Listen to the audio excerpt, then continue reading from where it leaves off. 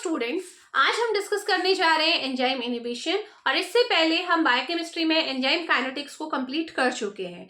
तो enzyme inhibition यानी कि एंजाइम कैसे इनहिबिट हो रहे हैं, कौन कौन से मैकेनिज्म एंजाइम इनहिबिशन में इन्वॉल्व होते हैं, वो सब हम डिटेल में देखेंगे। लेकिन उससे पहले प्रैक्टिकली ये जानना जरूरी है कि एंजाइम इनहिबिशन क्यों रिक्वायर्ड है, क्या इसकी हमारी प्रैक्टिकल यूज क्या है, पर्पस क्या है। तो देखो, एंजाइम का काम क्या है, हमारी रिएक्शन रेट को बढ़ाना। कैटालिस्ट है तो रिएक्शन के रेट को बढ़ाता है। हम जानते हैं कि हमारी बॉडी में बहुत सारे रिएक्शंस होते रहती हैं लगातार, और उन रिएक्शन के रेट को बढ़ाने के लिए एंजाइम भी हमारी बॉडी में है, ठीक है, जो उसकी रेट को बढ़ाते हैं। तो बहुत बार ऐसा होता है ना कि कोई ऐसा एंजाइम ऐसा प्रोडक्ट बना देता है जो प्रोडक्ट डिजायर्ड नहीं होता है। फॉर एग्जाम्पल, बहुत सिंपल एक एग्जाम्पल से समझाती हूँ मैं आपको कि हमारी बॉडी में हमें पता है कि जब हमें कोई भी हमारी सेल इंजरी होती है, ठीक है, सेल में हमारी इंजरी हुई तो हमारा क्या बनता है, प्रोस्टाग्लैंडिन बनता है ना, पता है, इन्फ्लामेटरी मीडिएटर है प्रोस्टाग्लैंडिन। और प्रोस्टाग्लैंडिन को बनाने के लिए एक एंजाइम आपका रिस्पॉन्सिबल होता है, वो है कॉक्स, साइक्लोऑक्सीजनेज, ठीक है, ये वो एंजाइम है। तो ये जो प्रोस्टाग्लैंडिन, टीए भी आएगा, ठीक है, जो ये प्रोस्टाग्लैंडिन बनता है ना, इसी की वजह से हमारी बॉडी में पेन होता है, ठीक है, इन्फ्लामेशन होता है, ठीक। तो अब क्या हो रहा है, फीवर आ रहा है, ये सारा किसकी वजह से हो रहा है, प्रोस्टाग्लैंडिन की वजह से हो रहा है, ठीक है। तो बहुत से केस में अब हमारा टारगेट क्या बन जाता है, ये एंजाइम बन जाता है। अगर किसी भी इंसान को पेन हो रहा है, फीवर आ रहा है, या बॉडी में कहीं इन्फ्लामेशन है, तो हम क्या करते हैं, हम इस एंजाइम को इनहिबिट करने वाली दवाइयां दे देते हैं। अब अगर ये एंजाइम इनहिबिट हो जाएगा तो प्रोस्टाग्लैंडिन नहीं बनेगा, प्रोस्टाग्लैंडिन नहीं बनेगा तो ये प्रॉब्लम आएगी ही नहीं, है ना। तो यहाँ पे हमारा जो आपकी कॉक्स इनहिबिटर हमारी एक ड्रग होती है, ये कैटेगरी का नाम है कॉक्स इनहिबिटर्स, वो यूज होती है, जिसमें कॉक्सिप्स आते हैं। बेसिकली ज्यादा डिटेल में नहीं जाएंगे हम, ठीक है, सिलेकॉप्सिब, रोवेकॉक्सिब, ऐसी कॉक्सिब कैटेगरी होती है, लास्ट में कॉक्सिब आता है, तो वो ड्रग्स आती हैं, वहां नहीं जाना, अभी फार्माकोलॉजी नहीं पढ़ रहे हैं हम, ठीक है। तो यहाँ पे आपने क्या देखा कि एंजाइम को हमने एक टारगेट की तरह यूज किया, ठीक है, और वो टारगेट क्या था कि किसी बीमारी को ठीक करने में हमने यूज किया, ठीक हो गया। अब देखो, बहुत सारे केस में ये नहीं है कि एंजाइम केवल एंजाइम इनहिबिशन करवा रहे हैं तो कोई बीमारी ही ठीक होगी। बहुत टाइम क्या होता है, कुछ एंजाइम हमारे ऐसे यूजफुल एंजाइम होते हैं और उन्हें हम इनहिबिट करा के क्या कर देते हैं, बॉडी की जो हमारी फंक्शनिंग है उसे डिस्टर्ब कर देते हैं। लाइक अगर आपकी पॉइजनिंग का केस है, बहुत सारे पॉइजन ऐसे होते हैं जो हमारे जो इंपॉर्टेंट एंजाइम्स होते हैं उनको इनहिबिट कर देते हैं, और उनके इनहिबिशन की वजह से हमारा क्या हो सकता है, उस इंसान की डेथ भी हो सकती है। तो समझ में आ रहा है। तो एंजाइम इनहिबिशन ऐसा नहीं है कि हमेशा फ्रूटफुल होगा, कि हमें बहुत अच्छे रिजल्ट मिल रहे हैं, या हम मेडिसिन में, आपको केवल ये बात समझाने के लिए मैंने बताया कि एंजाइम इनहिबिशन क्यों हम स्टडी कर रहे हैं, ठीक है। तो एंजाइम इनहिबिशन के थ्रू हम किसी डिजीज के मैनेजमेंट में इसे यूज कर सकते हैं, डिजीज को मैनेज कर सकते हैं, या उसी इनहिबिशन के चलते आपकी पॉइजनिंग भी हो सकती है, क्योंकि एंजाइम्स अगर आप अननेसेसरली, आपके एंजाइम्स जो कि इंपॉर्टेंट है वो इनहिबिट हो जाए तो उससे आपका पॉइजनिंग भी हो जाएगी। तो अब इसी को ध्यान में रखते हुए हम एंजाइम इनहिबिशन को स्टार्ट करने जा रहे हैं। तो याद रखिएगा, जो एंजाइम इनहिबिशन है, ठीक है, एक मिनट, एंजाइम इनहिबिशन जो होते हैं वो दो तरीके से हो सकते हैं। किसी भी एंजाइम को आप इनहिबिट करा रहे हो, ठीक है, बॉडी में जो एंजाइम इनहिबिशन हो रहा है वो या तो आपका रिवर्सिबल होगा या फिर इरिवर्सिबल होगा। रिवर्सिबल इरिवर्सिबल इतना मैं आपसे एक्सपेक्ट करती हूँ कि आपको पता होगा, फिर भी लेकिन मैं बता रही हूँ, ठीक है। तो पहला है इरिवर्सिबल, यानी कि वो ऐसा इनहिबिशन जिसको आप रिवर्स नहीं कर सकते हो, दोबारा से ठीक नहीं कर सकते हो। और एक होता है आपका रिवर्सिबल, यानी कि एक बार अगर आपने इनहिबिशन हो गया है किसी एंजाइम का तो वापस से उस एंजाइम को हम रिकवर कर सकते हैं।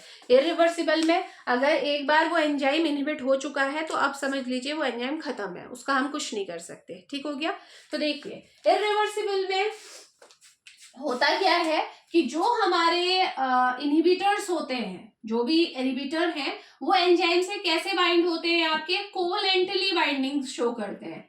कोवैलेंट बॉन्डिंग पता है ना, बहुत टाइट आपकी स्ट्रॉन्ग बॉन्डिंग होती है। तो सपोज ये करो, मैं इसे इस डायग्राम के थ्रू दिखा रही हूँ, ये हमारा एक एंजाइम है, एंजाइम, ठीक है। जनरली क्या होता था, इस एंजाइम के साथ इसका सबस्ट्रेट बाइंड होता था, और सबस्ट्रेट बाइंड होगा तो क्या होगा भाई, सबस्ट्रेट बाइंड होगा तो रिएक्शन हो जाएगी, यानी कि प्रोडक्ट बन जाएगा। मैं ज्यादा डिटेल में नहीं लिख रही हूँ इसे, ठीक है। अब होगा क्या, इरिवर्सिबल इनहिबिटर्स कैसे होते हैं, ये ऐसे होते हैं कि इस सबस्ट्रेट को बाइंड नहीं होने देते हैं। यहाँ पे हमारा क्या है, ये एंजाइम है। अब क्या करेगा, जो इरिवर्सिबल इनहिबिटर है, रेड कलर से शो कर रही हूँ, ये खुद जाके एंजाइम से बाइंड हो जाएंगे, और ये बाइंडिंग कैसी होगी, कोवलेंट बाइंडिंग होगी, इस तरीके से बाइंड हो गए, ठीक। और जो सबस्ट्रेट है, सबस्ट्रेट को मौका ही नहीं मिला कि वो बाइंड हो सके, सबस्ट्रेट बाहर ही रह गया। देखो अभी तो ये बाइंड हो रहा था ना, आसानी से ये बाइंड हो रहा था एंजाइम से, और अपना रेस्पॉन्स दिखा रहा था, प्रोडक्ट बना रहा था, जो कि एंजाइम का काम है। अब क्या हुआ, इसने बाइंड होने नहीं दिया, इनहिबिटर खुद जाके एंजाइम से बाइंड हो गया, तो रिजल्टेंट इफेक्ट क्या आएगा कि कोई प्रोडक्ट फॉर्मेशन नहीं होगी, no product will be form, ठीक है। अब कोई प्रोडक्ट ही नहीं बन रहा है, तो अब क्या हुआ, तो ये एंजाइम आपका क्या हो गया, वेस्ट हो गया। अब इसे रिवर्स नहीं कर सकते हो। अभी तुम रिवर्सिबल में मैं तुम्हें पढ़ाऊंगी तो आपको दिखेगा कि कैसे रिवर्सिबल के केस में हम सबस्ट्रेट की कंसंट्रेशन को बढ़ा के या फिर किसी और तरीके से हम उसको रिवर्स कर सकते हैं, ठीक है। लेकिन यहाँ पे आपका ये एंजाइम, एक बार अगर ये इनहिबिटर इस एंजाइम से बाइंड हो गया तो अब ये एंजाइम खराब हो गया है, यूज का नहीं रहा, तो प्रोडक्ट तो बनना मुश्किल ही है, ठीक है, प्रोडक्ट नहीं बनेगा। तो अब एग्जांपल लेके चलते हैं, चलो। सबसे पहला एग्जांपल है इरिवर्सिबल इनहिबिशन का। पहला एग्जांपल देखो, वो है आपका इनहिबिशन ऑफ ग्लूकोपेप्टाइडेज, इनहिबिशन ऑफ ग्लाइकोपेप्टाइडेज। कहाँ पे पड़ा है ये कि कौन करता है बताइए, ग्लाइकोप्रोटीन पेप्टाइडेज होता है ना। मैंने शॉर्ट में लिख दिया ग्लाइकोपेप्टाइडेज, अगर पूरा लिखना चाहो तो इसे कैसे लिख सकते हो, ग्लाइकोप्रोटीन पेप्टाइडेज, ठीक है।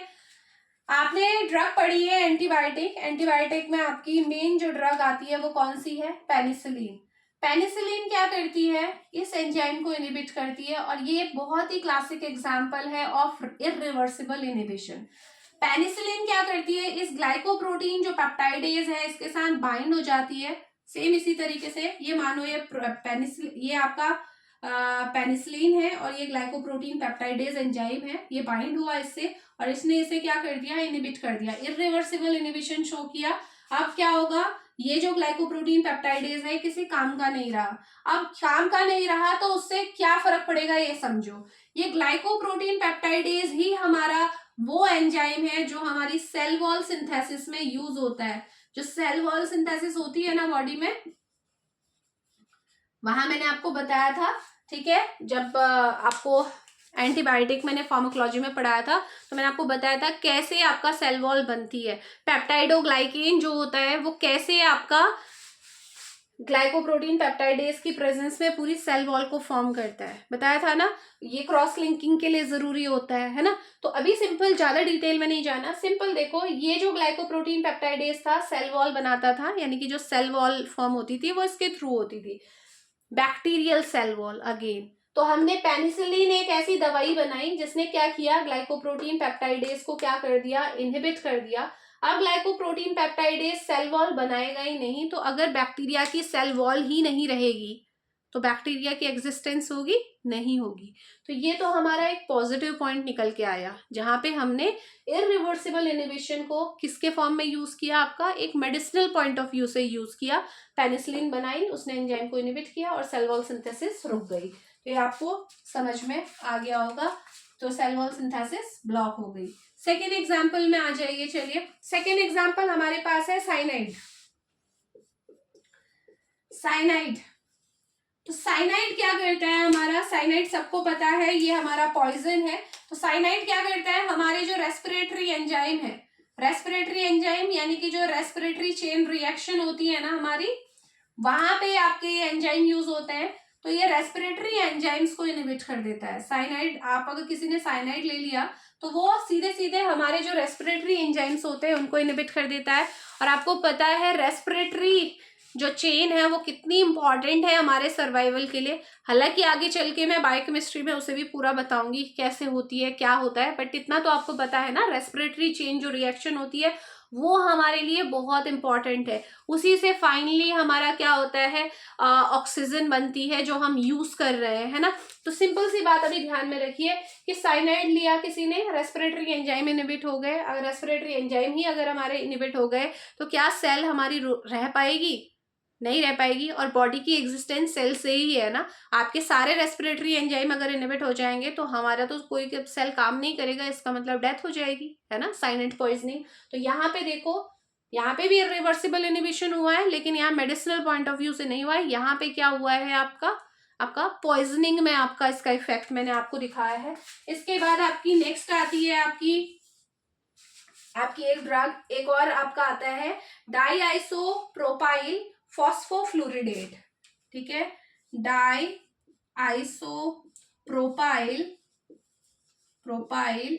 फॉस्फोफ्लोरिडेट DIPF शॉर्ट में लिखेंगे, DIPF। इसके अलावा और भी इसी के साथ ऐड कर लीजिए। नेक्स्ट है हमारा सेरीन। ठीक है, सेरीन हो गया। और इसके अलावा एक और यहाँ पे है आपका फाइसोस्टिग्मिन। अगर आपने फार्माकोलॉजी में पढ़ा है तो आपको याद आ रहा होगा, फाइसोस्टिग्मिन क्या है, आपका एसिटाइल कोलिनेस्ट्रेज इनहिबिटर है ना। एक और लिख लो यहाँ पे, पैराथायोन, ये भी उसी में आता है एसिटाइल कोलिनेस्ट्रेज इनहिबिटर में। यहाँ से आपको क्लियर हो जाना चाहिए कि ये सारे जितने मैंने लिखे हुए हैं ना, चाहे वो DIPF हो, सेरीन हो, फाइसोस्टिग्मिन हो, चाहे पैराथायोन हो, ये चारों के चारों क्या करते हैं, किसको इनहिबिट करते हैं, एसिटाइल कोलिनेस्ट्रेज हमारा एंजाइम है, एसिटाइल कोलिनेस्ट्रेज को इनहिबिट करते हैं। ठीक है, और एसिटाइल कोलिनेस्ट्रेज एंजाइम मैंने आपको बताया हुआ है क्या करता है। हमारा एसिटाइल कोलिनेस्ट्रेज हमारा एक न्यूरोट्रांसमीटर है, एसिटाइल कोलिन। ये जो एंजाइम है एसिटाइल कोलिनेस्ट्रेज, ठीक है, ये क्या करता है, इसको डिग्रेड करता है, एसिटाइल कोलिन के डिग्रेडेशन का काम करता है ये। ठीक है, इसको क्या करता है, डिग्रेड करता है। तो इसके अगर आप क्या करोगे, इनमें से कोई सा भी आप दोगे ना, तो ये क्या करता है, ये सब एसिटाइल कोलिनेस्ट्रेज इनहिबिटर्स की कैटेगरी में आते हैं। ये इस एंजाइम को इनहिबिट कर देंगे, ये एंजाइम इनहिबिट हो जाएगा तो ACH का लेवल हमारा क्या हो जाएगा, बढ़ जाएगा, इसका डिग्रेडेशन नहीं होगा। तो ये हमारा क्या है, ये भी एक मेडिसिनल यूज है। ठीक है, मेडिसिनल यूज है। हम जब पढ़ते हैं, ड्रग्स पढ़ते हैं, तो उसमें एक कैटेगरी हम अलग से पढ़ते हैं एसिटाइल कोलिनेस्ट्रेज इनहिबिटर्स की। ठीक है, तो ये वो ड्रग्स होंगी जो एसिटाइल कोलिनेस्ट्रेज जो हमारा एंजाइम है इसके इसको क्या करेंगी, हमारी इनहिबिट करेंगी, ताकि हमारा जो एसिटाइल कोलिन हमारा न्यूरोट्रांसमीटर है इसका लेवल हमारा बढ़ जाए। और एसिटाइल कोलिन पहले ही मैंने आपको बताया हुआ है कि बॉडी में हमारे दो आपके मेन हमारे क्या होते हैं, सिस्टम होते हैं, नर्वस सिस्टम के पार्ट जो पूरी बॉडी एक्टिविटीज को कंट्रोल करते हैं। एक पैरासिम्पैथेटिक नर्वस सिस्टम, दूसरा सिंपैथेटिक नर्वस सिस्टम। और ये एसिटाइल कोलिन जो है पैरासिम्पैथेटिक नर्वस सिस्टम का न्यूरोट्रांसमीटर है। और जो आपका सिंपैथेटिक नर्वस सिस्टम में कौन आता है, एड्रेनलिन या फिर नॉर एड्रेनलिन। ठीक है, ये दोनों मिलके आपस में क्या करते हैं, पूरी बॉडी के फंक्शन को कंट्रोल करते हैं। एक आपका ब्लड प्रेशर को बढ़ाता है जरूरत पड़ने पे, तो दूसरा कम कर देता है ना। सब सारे इफेक्ट हैं, एक बॉडी में एंजाइम्स के रिलीज को बढ़ा देता है तो दूसरा घटा देता है। तो ये दोनों एक दूसरे के साथ मिलके हमारी बॉडी को कंट्रोल करते हैं। इसलिए एसिटाइल कोलिन के बारे में थोड़ा सा आपको मैंने ओवरव्यू दे दिया है। ठीक है, तो ये हमारा क्या हो गए, थर्ड कैटेगरी हो गई। लास्ट मैंने एस्पिरिन आपको बता दिया था। ठीक है, जो कॉक्स इनहिबिटर्स होते हैं ना, कॉक्स जो एस्पिरिन, सबको पता है एस्पिरिन तो नॉर्मल सी दवाई है। ठीक है, बुखार में लेते हैं हम, सर दर्द होता है तब लेते हैं। तो वो क्या करती है, कॉक्स जो स्टार्टिंग में डिस्कस किया था, साइक्लोक्सिजनेज एंजाइम, उसको इनहिबिट करती है। तो याद रखिएगा कि एस्पिरिन जो होती है वो तो कॉक्स को इरिवर्सिबली इनहिबिट कर देती है। तो कॉक्स आपका एक बार अगर आपका एस्पिरिन कॉक्स के साथ बाइंड होगी तो आपका कॉक्स अब दोबारा से आपका रिकवर नहीं हो पाएगा, ठीक है। लेकिन उसी कैटेगरी की कुछ और ड्रग है, जैसे इंडोमिथासिन आती है आपकी, आइब्यूप्रोफेन आती है, ये आपकी रिवर्सिबल इनहिबिटर है कॉक्स की, ठीक है। तो याद रखिएगा कि जो एस्पिरिन जो है ना, कभी आपको ऐसे पूछा जा सकता है, क्योंकि एस्पिरिन ही है इस कैटेगरी में आती है, जो एस्पिरिन जो क्या कर रही है, कॉक्स को इनहिबिट कर रही है। कॉक्स जो एंजाइम है, अभी पढ़ चुके हैं हम, वो हमारा किस में आता है, इरिवर्सिबल में आता है, याद रखिएगा, ठीक है, कंफ्यूज नहीं होना है। नेक्स्ट ये हमारा हो गया क्या, इरिवर्सिबल इनहिबिटर। हाँ, जो इरिवर्सिबल इनहिबिटर्स होते हैं ना, इनको सुसाइड इनहिबिटर भी बोलते हैं। सुसाइड इनहिबिटर क्यों बोला, ये देखो साइनाइड, मैंने बोला था ना कि ये क्या है आपके मेडिसिनल, तो इनका यूज है ही है, लेकिन साथ ही साथ ये क्या कर सकते हैं, आपका पॉइजनिंग में भी इनका इम्प्लीकेशन है। तो यहाँ पे वो दिख गया है आपको, जैसे साइनाइड पॉइजनिंग है, वो भी इरिवर्सिबल इनहिबिशन का ही एग्जाम्पल है, इसलिए इसे सुसाइड इनहिबिटर भी बोलते हैं, ठीक है। तो चलिए, अब हमारा हो गया इरिवर्सिबल इनहिबिटर्स कंप्लीट हो गए। नेक्स्ट में आ जाते हैं हम।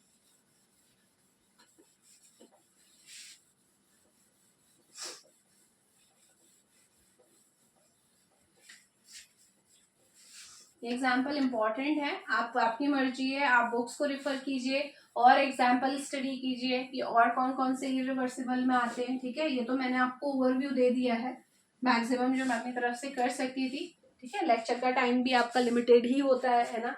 तो अब आ जाइए, चलिए रिवर्सिबल इनहिबिटर में आ जाते हैं, ठीक है। तो reversible inhibitor as a name suggest कि जो इनहिबिशन होगा वो रिवर्स हो जाएगा, ठीक है। यानी कि यहाँ पे जो आपकी बॉन्डिंग होगी वो कैसी होगी, नॉन कोवेलेंट बॉन्डिंग होगी।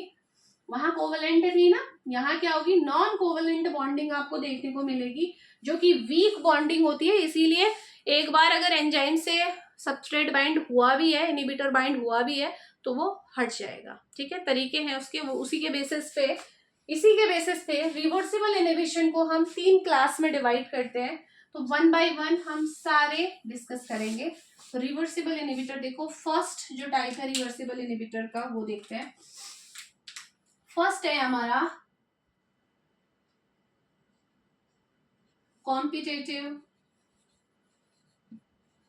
इनहिबिटर्स, ठीक है। नेक्स्ट हमारे पास आता है non competitive inhibitors, non competitive, sorry ना स्पेलिंग मिस्टेक है, कॉम्पिटिटिव इनहिबिटर। और लास्ट है हमारे पास अनकॉम्पिटिटिव। ये सब मैकेनिज्म बेस्ड इनका क्लासिफिकेशन है, देखोगे आप कैसे करते हैं। तो स्टार्ट करते हैं कॉम्पिटिटिव से। As a name suggest, competitive मतलब कंपटीशन हो रहा है, ठीक है।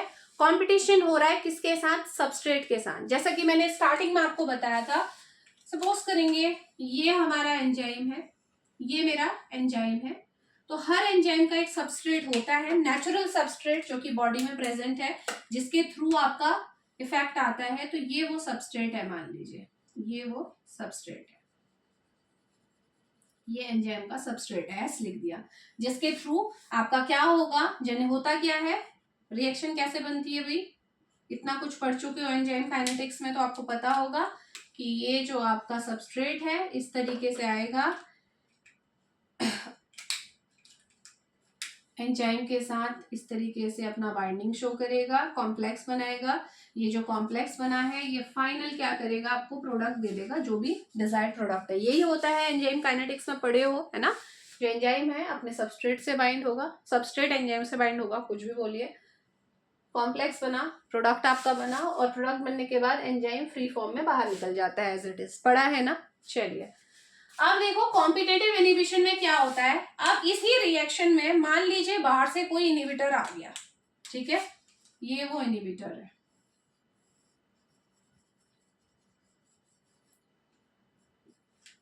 ये जो कॉम्पिटिटिव इनहिबिटर होता है ना, ये क्या करता है, कॉम्पिटिशन करता है with the substrate for enzyme side. इन दोनों के बीच में कंपटीशन चलेगा। देखो कंपटीशन हमेशा बराबरी के लोगों पे होता है, ये तो आपको पता है, ठीक है। तो ये दोनों का ही स्ट्रक्चरल रिजेम्बलेंस अभी देखने में भी आपको लग रहा है कि ये दोनों एक जैसे दिख रहे हैं।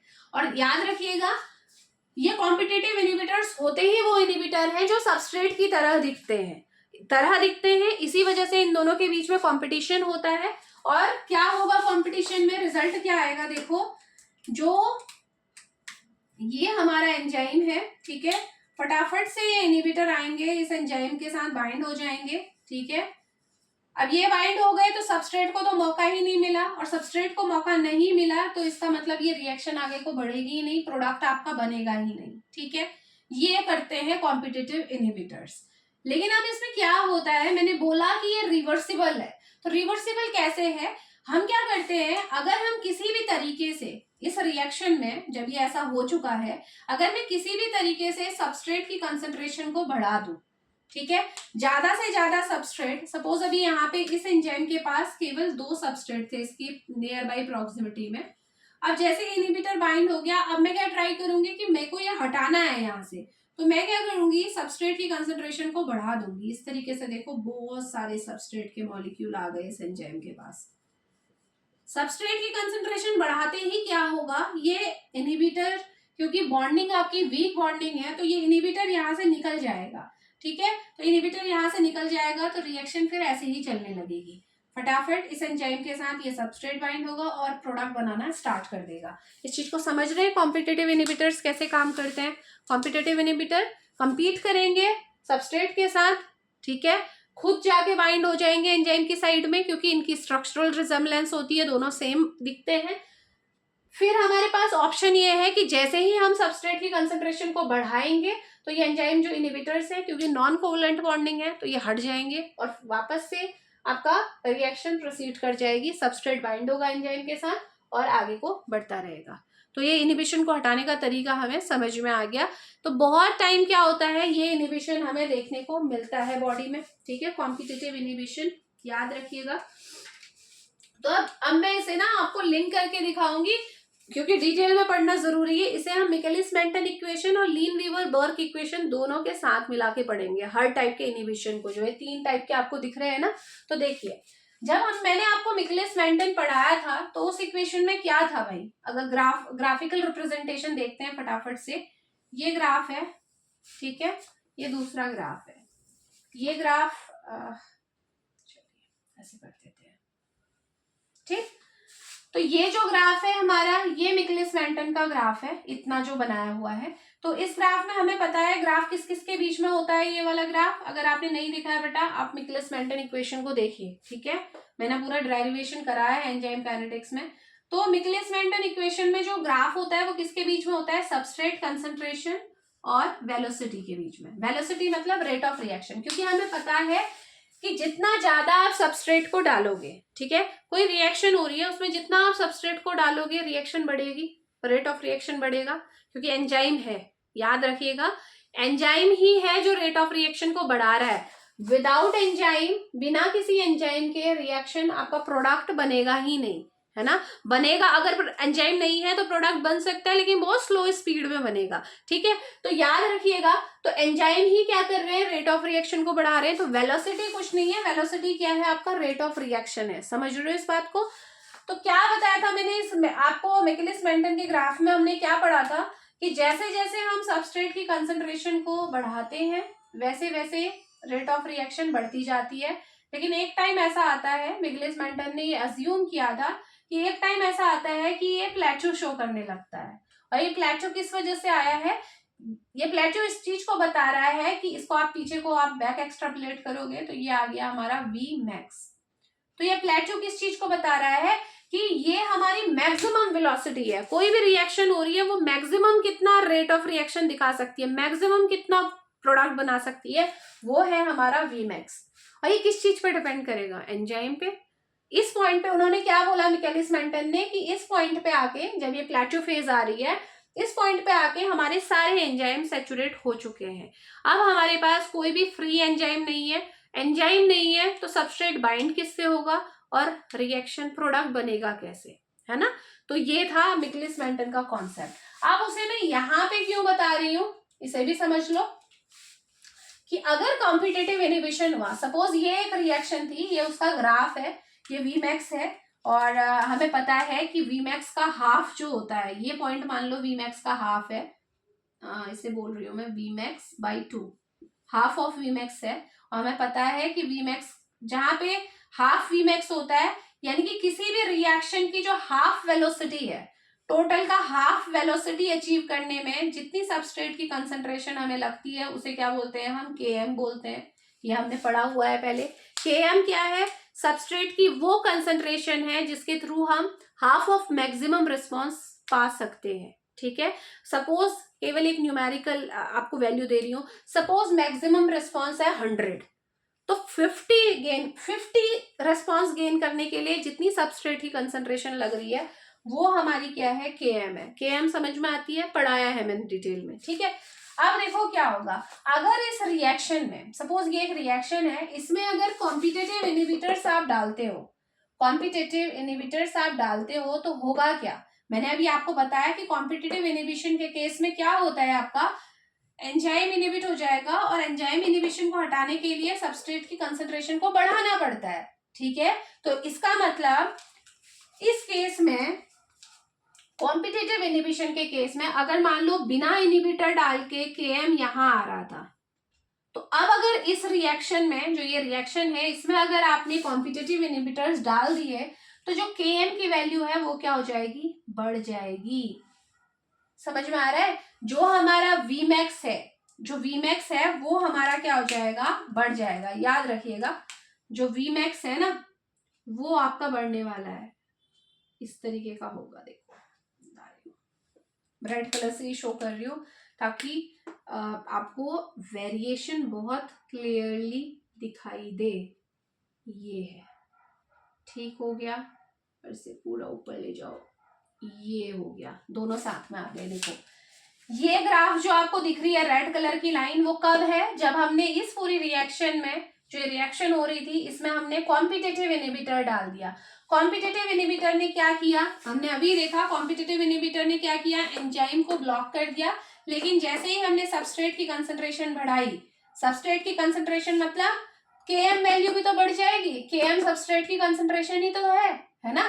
तो हाफ रेस्पॉन्स लाने के लिए, अभी बिना इनहिबिटर के लिए, बिना इनहिबिटर की प्रेजेंस के हाफ रिस्पॉन्स यहाँ पे आ जाता था। सपोज हाफ रिस्पॉन्स ये हमारा 50 है, ये खाली मैं समझा रही हूँ आपको, ठीक है। मैक्सिमम 100 था, 50 अचीव करने के लिए पहले हमें कितनी कंसंट्रेशन की जरूरत पड़ रही थी, मान लो हमें 2 मोल की जरूरत पड़ रही थी, 2 मोल ऑफ सबस्ट्रेट की। लेकिन जैसे ही इनहिबिटर आ गए, हमने देखा कॉम्पिटिटिव इनहिबिटर आ गए, तो हमें सबस्ट्रेट की कंसंट्रेशन बढ़ा के ही हमारा रिस्पॉन्स आ रहा है। तो अब यहाँ पे Km की वैल्यू, जब हमारा कॉम्पिटिटिव इनहिबिटर आ गए, तो देखो Km की वैल्यू अब आपकी मान लो कितनी हो गई, 4 मोल हो गई। समझ गए, तो हमेशा ध्यान रखोगे कि, और Vmax वही रहेगा, मैक्सिमम रिस्पॉन्स हमेशा ध्यान रखना। कॉम्पिटिटिव इनहिबिशन के केस में हमें मैक्सिमम रिस्पॉन्स आसानी से मिल जाता है। आप जब तक आपका इनहिबिटर इससे बाइंड है, रिस्पॉन्स नहीं आएगा, लेकिन जैसे ही आप सबस्ट्रेट की कंसंट्रेशन बढ़ाओगे तो इनहिबिटर कुछ भी नहीं कर पाएगा। जो रिस्पॉन्स पहले आया करता था, देखो ब्लू लाइन से देखो, मैक्सिमम रिस्पॉन्स कितना है, 100 है ना, 100 मान लो। कॉम्पिटिटिव इनहिबिटर देने के बाद भी रिस्पॉन्स 100 तक पहुंचा है, यानी कि Vmax जो मैक्सिमम रिस्पॉन्स है वो हमें मिलेगा कॉम्पिटिटिव इनहिबिशन में, लेकिन जो हमारी Km की वैल्यू है वो हमारी क्या होगी, बढ़ जाएगी। Km पहले थोड़े से में काम चल जाता था, अब हमें ज्यादा सबस्ट्रेट कंसंट्रेशन बढ़ानी पड़ रही है, इसीलिए हमें ये रिस्पॉन्स पाने के लिए, यानी कि Vmax का हाफ रिस्पॉन्स पाने के लिए हमें ज्यादा मोल ऑफ सबस्ट्रेट रिक्वायर्ड हो रहे हैं। ठीक है, तो ये है कॉम्पिटिटिव इनहिबिशन का demonstration by Michaelis Menten graph. ठीक है, अब आ जाओ लीन वीवरबर्ग इक्वेशन में, जो इम्पोर्टेंट। अब ये चीज आप सोचोगे कि ये कराने का रीजन क्या है, तो बहुत टाइम क्या होता है, जो आपके कॉम्पिटिटिव एग्जाम्स होते हैं जो हाई लेवल के हैं, तो वहां पे क्या होता है, आपको ग्राफ दिए होते हैं, और उन ग्राफ्स के थ्रू आपसे बोल देते हैं कि बताइए भाई इसमें कॉम्पिटिटिव इनहिबिशन है, नॉन कॉम्पिटिटिव है, या फिर अनकॉम्पिटिटिव है। अब आप कैसे बताएंगे, है ना, इंपॉर्टेंट बात है ना, उसको भी बताने के लिए आपको नॉलेज होना चाहिए। तो अगर इस टाइप का ग्राफ आपको दिख रहा है, आपको इस ग्राफ से क्या पता लग रहा है कि जो मेन आपका विदाउट इनहिबिशन वाली लाइन और विद इनहिबिटर वाली लाइन को कंपेयर किया, तो आपको पता लग रहा है कि भाई Vmax तो सेम आ रहा है। ठीक है, यहाँ पे मैं लिख देती हूँ, Vmax तो सेम है, Vmax में कोई चेंज नहीं आया, यानी कि Vmax इज कांस्टेंट। ठीक है। लेकिन आपको ये दिख रहा है कि भाई जो Km है, जब हमने Vmax का हाफ करके ये बैक एक्सट्रापोलेट किया है तो पहले Km आता था, मान लो 2 मोल आता था, अब जो आ रहा है 4 मोल आ रहा है, यानी कि Km आपका क्या हुआ है, बढ़ गया है। तो ऐसी सिचुएशन आपको कहीं भी अगर दिखेगी किसी ग्राफ में तो आप समझ जाइए ये एग्जाम्पल है कॉम्पिटिटिव इनहिबिशन का। ठीक हो गया। नेक्स्ट आइए लीन वीवर बर्क इक्वेशन, क्योंकि ज्यादातर केसेस में अगर आपको जो ग्राफ है वो लीन वीवर बर्क प्लॉट दिया हुआ है, ये नहीं दिया है, लीन वीवर बर्क प्लॉट दिया है, तो वहां से कैसे आप आइडेंटिफाई करोगे, चलिए वो भी करते हैं। लीन वीवर बर्क प्लॉट किसका होता है, हमें पता है वो मिकेलिस मेंटन का जस्ट उल्टा होता है। यहाँ V और S के बीच में ग्राफ होता है, वहां किसके बीच में होता है, 1/S और 1/V के बीच में ग्राफ होता है। ठीक है, तो देखिए तो इसमें क्या होगा, ये ग्राफ कैसे हम करते हैं, हमें पता है ये हमारी y एक्सिस है, ये हमारी x एक्सिस है और ये है नेगेटिव ऑफ x एक्सिस। हमें पता है ये बीच में 0 पॉइंट होता है, किसी भी ग्राफ में बीच में 0 है, 0 से इस साइड को पॉजिटिव है, यहाँ नेगेटिव है, ऊपर पॉजिटिव है, नीचे नेगेटिव है। नीचे मुझे करने की जरूरत नहीं है क्योंकि इसमें उसका कोई यूज नहीं है। ठीक है, तो देखो इसमें क्या होता है, लीन वीवर जो बर्क प्लॉट होता है उसमें हम क्या बोलते हैं कि जो ये एक लीनियर ग्राफ है। ठीक है, लीन वीवर बर्क जो हमारा प्लॉट है वो एक लीनियर ग्राफ होता है, इस तरीके का ग्राफ आपको देखने को मिलेगा। देखो डिटेल में आपको पढ़ना है लीन वीवर बर्क, वो मैंने पढ़ाया हुआ है तो मैं यहाँ उसे डिस्कस नहीं करने जाऊंगी, ठीक है, बहुत टाइम लग जाएगा।